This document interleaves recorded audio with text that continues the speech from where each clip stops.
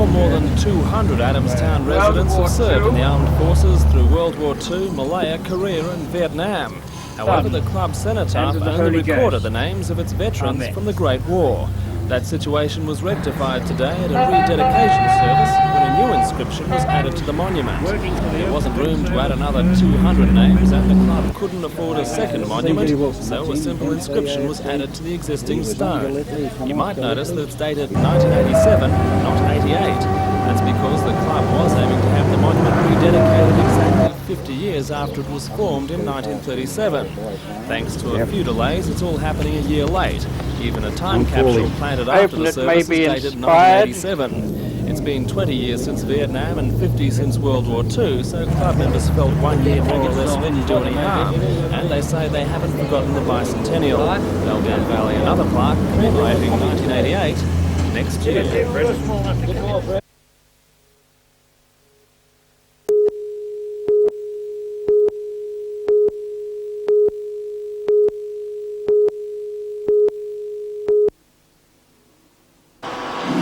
The union has 40,000 members statewide working in a range of transport industries. For the past 20 years, the State Secretary and his team have been elected unopposed, the 15-member branch committee of management choosing the successful candidates. But a major faction fight has prompted a boil-over. Nearly every position in the state will be contested after a last-minute switch by endorsed candidates to an alternative ticket. The switch took place last Monday night. Nominations closed on Tuesday, leaving the official ticket short of candidates with no chance of filling the vacancies. In Newcastle, Barry Joy is the endorsed TWU candidate for Sub-Branch Secretary, a position he has held unopposed for the past 7 years. Now John Allen is challenging him. Well, we were concerned that when we were made aware that Mr Ted Edwards was going to take over the role of State Secretary, our concern being the future direction of the union. There was a number of officials and rank-and-file people who thought that Mr Edwards will take us down to the left-wing side of the trade union movement, and that's certainly no benefit to our membership or our industry. But Barry Joy claims the whole alternative ticket is a political ploy, an attempt by a faction of the Labor Party to gain control of the TWU. He's accused candidates, including John Allen, of being too close to management. Well, I feel that he's trying to bring politics into the Transport Workers Union. Transport workers have never had politics in the union, and that he is not carrying out his responsibilities as he should do as an official of the union. How do you feel about him running against you?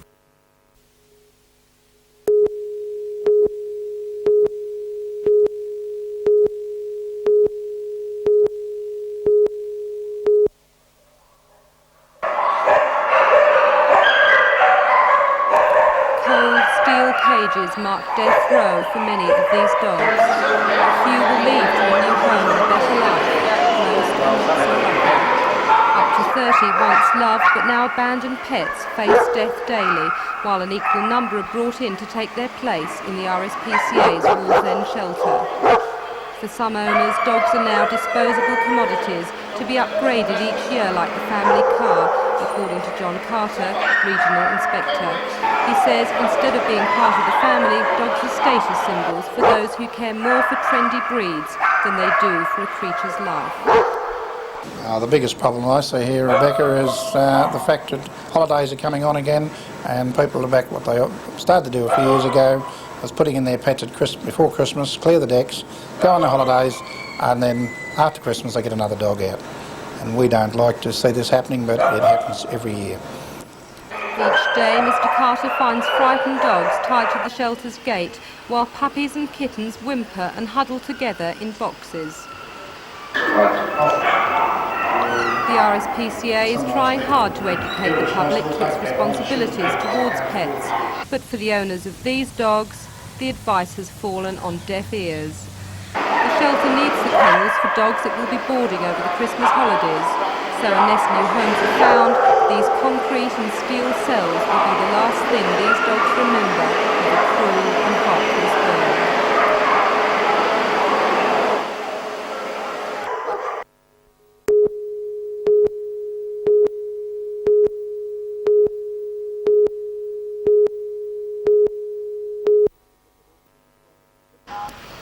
The pedestrian crossing at the intersection of Moorhead Street and Newcastle Road has claimed many victims over the years. Since 1984 alone, there have been 9 accidents, 6 involving pedestrians, 2 of those fatal. Now the residents who have watched the horror say enough is enough.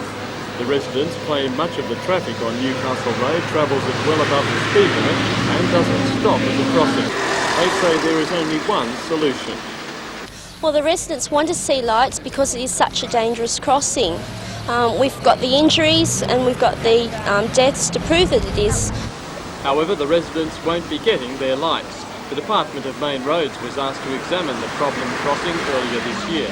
It found that only 180 people used it in a 12-hour period, well below the criteria for lights of 250 an hour. The department recommending instead the removal of the crossing altogether, as low-usage crossings in high-traffic areas were more dangerous than no crossing at all.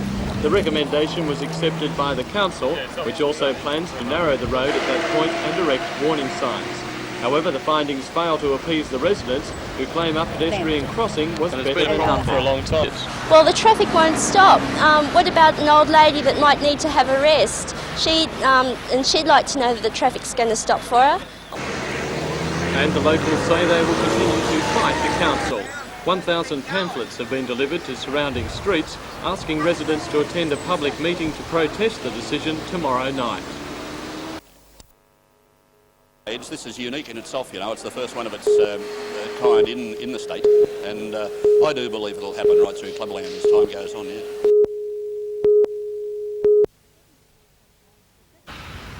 The $74.1 million budget for 1989 relies on cost-saving measures freeing up money to help pay for what's known as the Initiative's Capital Works program, a long list of improvements drawn up by Council which would make Newcastle a better place to live. In order to balance the budget but still stay on target, some alternative sources of income have been found. Surplus assets will be sold, such as isolated properties that are not bringing in a sufficient return. 20 council jobs will go. It's been suggested from middle management, though Town Clerk Barry Lewis will have the final say. Operation of the regional fruit and vegetable markets will be reviewed. The Civic Theatre will also come under the spotlight. The extra $2 million saved by these and other measures will boost to $8.5 million the amount available for the improvements, including $1.2 million on coastal management, the same amount on sporting fields and $200,000 on parks. Rates next year will increase by 6.5%, the maximum allowed. They'll be levied on the basis of existing valuations.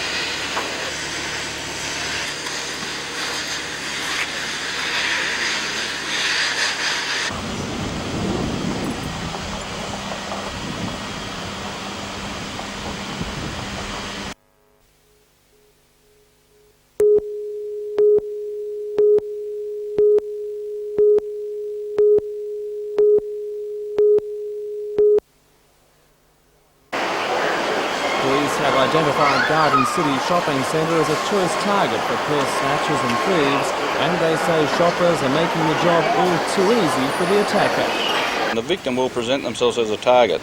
They'll in fact even carry the bag behind them, the strap over the shoulder. The offender sees this and he'll run for it, grab the bag and head off with the bag in his hand. And if the strap's over the shoulder, it'll pull off. If it's around the wrist, it may pull the person over and they may break a bone or put themselves in hospital for some time, particularly older people. The Neighbourhood Watch report says theft, especially purse snatching, is increasing and offenders are getting away with it. Police recommend that shoppers avoid becoming the next target by not carrying large amounts of money or leaving handbags and purses unattended, and most importantly, keeping their handbag firmly in their grip. Well, the recommended way would be the bag held in the hand, the straps wrapped around the bag, and then the bag held to the front of the body. This will prevent the target being presented from the back. It is important that none of that bag is seen from the back of the person. Now you say at Christmas time.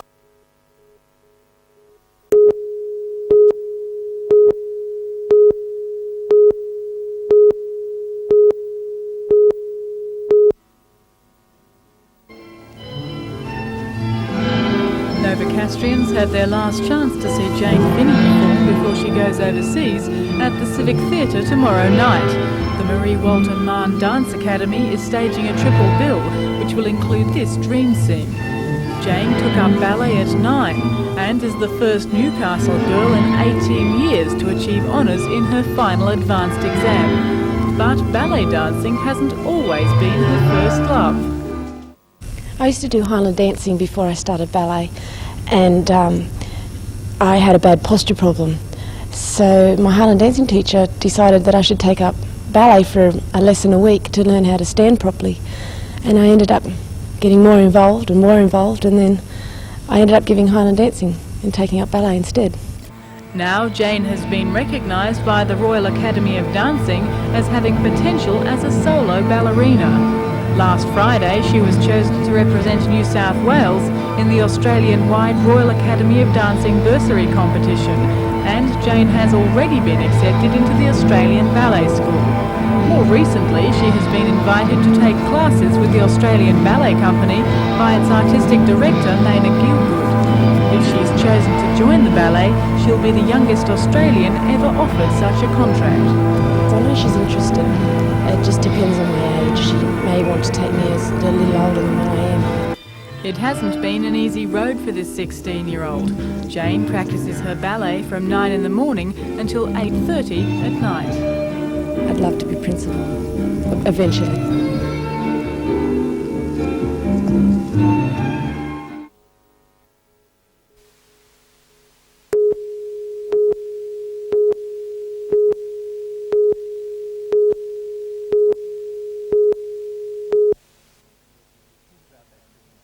Think about that Christmas present, and also, more importantly, try and restrain the kids from riding on the roads.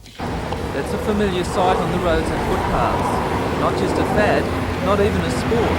Most of these young devotees call it a lifestyle. 400 skaters are registered in the Newcastle Skateboard Club, and it is estimated that several thousand participate in skating. Roy Lee from Pacific Dreams, one of the largest skating shops in Newcastle, says banning the riders from the roads and shopping centres is too short-sighted. Shopping centres, the kids just have to have somewhere to skate, and then especially in Newcastle there is not one facility for them to skate in, and it is desperately needed by the youth of Newcastle. And information released yesterday by the Prince of Wales Hospital in Sydney attributes 229 serious injuries and 2 deaths to skateboarders. But this was rated behind playground and rugby accidents. No figures are available for the Hunter. Most skaters are annoyed that other activities, such as push bike riding, which have high accident rates, are not being questioned. It's transportation, that's the way I get around. I have a lot of fun doing it. I skate wherever I go. It's like kids riding push bikes. They take their, get their push bike right out of their house and go from A to B, and that's what I do with my skateboard.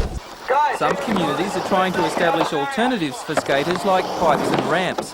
The Newcastle Council has allocated $150,000 for skateboarding next year. Oh, they should build like ramps and stuff around the old parks and stuff, or skate spots. Well, if they don't build the ramps, are you going to keep skating on the road? Yeah, I suppose. Well, it's a tough job if the law goes through. I just keep skating. I don't care about the law. I don't care if I get fined.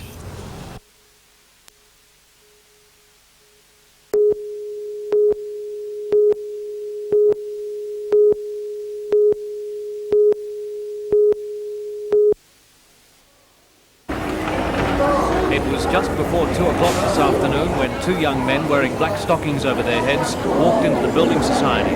Customers and staff were ordered to the floor.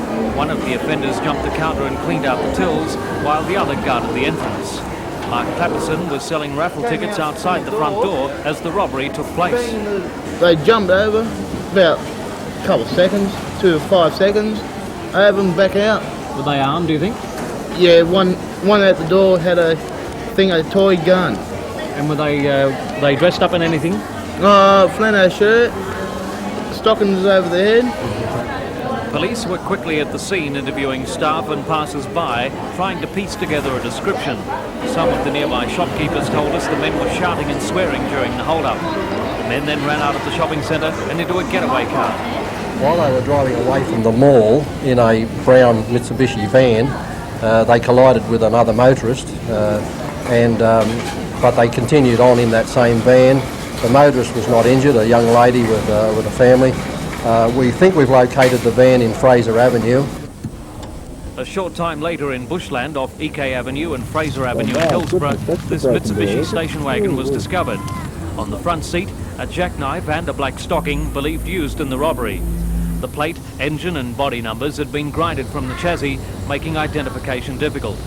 Late today, police were chasing reports of another stolen car, possibly used by the offenders to get clear. This latest robbery comes close on the heels of the armoured car hold-up in Warners Bay a few weeks ago and is concerning Charlestown police.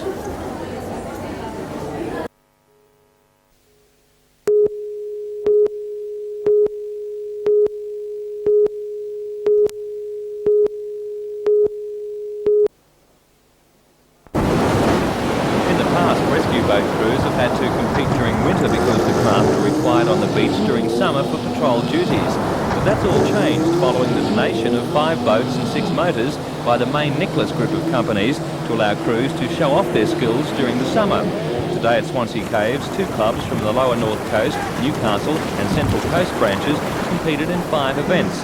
Soldiers Beach Club from the Central Coast dominated the day, winning 3 events and coming in as runner-up in another. They now go on to the state final to be held at Coogee on the 4th of February.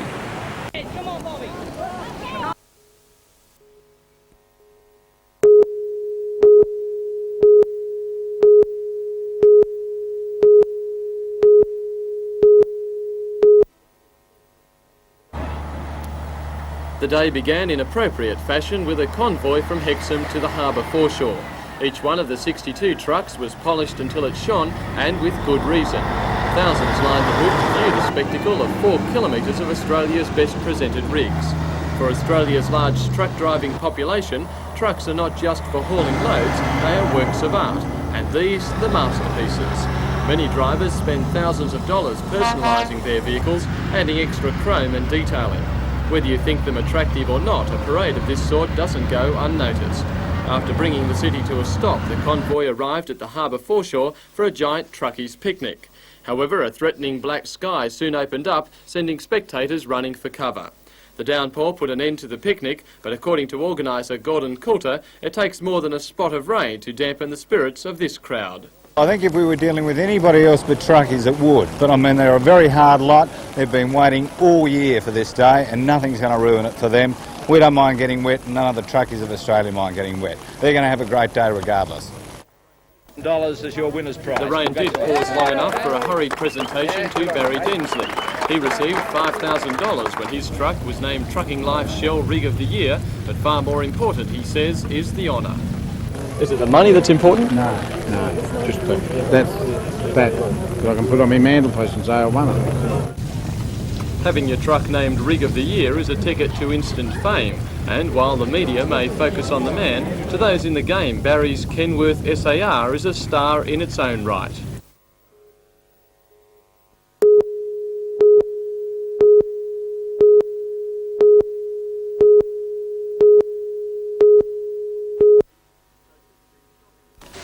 Coaches have been stopping at Jay's Hunter Street agency to pick up and set down passengers for 12 years. It is the most used commercial bus stop in Newcastle. 45 to 60 coaches arrive every day, the majority pulling in between 6 and 8 in the morning and 5 and 10 at night. In the past, Jay's has kept its King Street waiting lounge open at night, and in busy times up to 40 passengers have used it.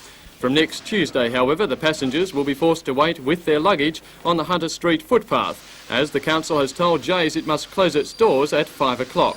In October, the company began some minor renovations. 2 weeks after the work had started, the council issued a work permit which included a condition that no part of the premises be used as a bus station without prior council approval. 2 weeks later, the company received a letter from council solicitors saying it had been acting illegally in providing a waiting room and would be prosecuted if it didn't close its doors. Town Clerk Barry Lewis today refused to comment. The council directive has angered the coach companies which use the stop, coming as it does in their busiest period. One of the largest operators, McCavities, has just released 50,000 new timetables. Each one of those lists Jay's as the Newcastle stop. McCavities and the other operators now have the difficult decision of whether to leave their passengers here on the Hunter Street footpath or move to a better stop, such as the Newcastle railway station, and throw thousands into confusion. Ross Hampton reporting for NBN News.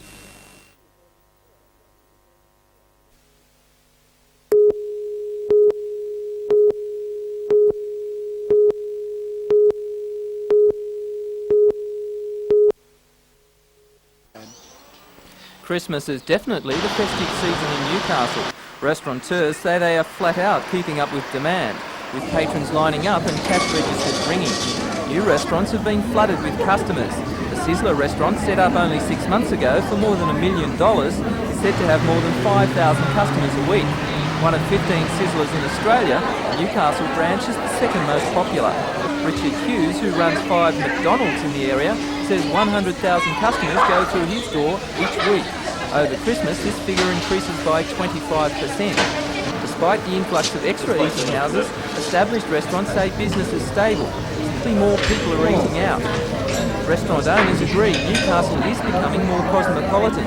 More people are attracted to the varying styles of food. With growing numbers of two-income families, people are looking for a night out, and the new theme of family-orientated restaurants has proved a winner.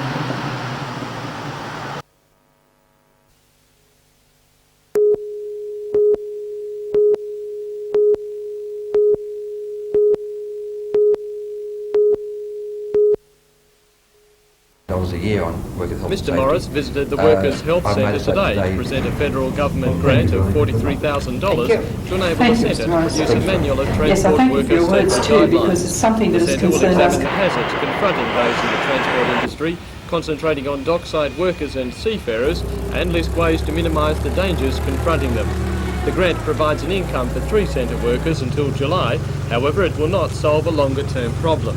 The centre receives no recurrent funding and is struggling to remain viable with just local union support.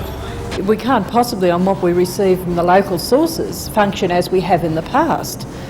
A plight which has been picked up by Alan Morris. He says the Federal WorkSafe Committee spends too much on national programs and he will be pushing for more funds for the local centre. And so on. But quite frankly, for workers in Newcastle working in factories and in small workshops, they don't see that benefit. And it's vital that that money is actually is being seen and being effectively used to assist local workers and local employers.